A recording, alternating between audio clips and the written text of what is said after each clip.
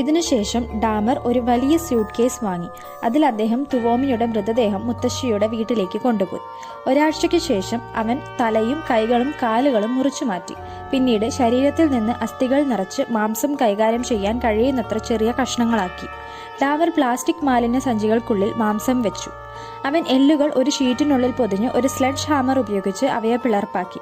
അവയവച്ഛേദം പ്രക്രിയ ചെയ്യുവാൻ ഡാമർ ഏകദേശം 2 മണിക്കൂർ എടുത്തു. തലയൊഴികെ ടുവോമിയുടെ എല്ലാ അവശിഷ്ടങ്ങളും അദ്ദേഹം ചവറ്റുകുട്ടയിൽ സംസ്കരിച്ചു. ടുവോമിയുടെ കൊലപാതകത്തെ തുടർന്ന് 2 ആഴ്ചയോളം ഡാമർ ടുവോമിയുടെ തല ഒരു പുതപ്പിൽ പൊതിഞ്ഞ് സൂക്ഷിച്ചു.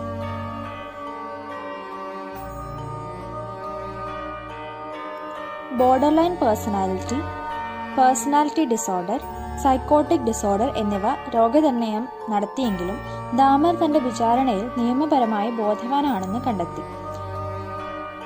വിസ്കോൺസിനിൽ അദ്ദേഹം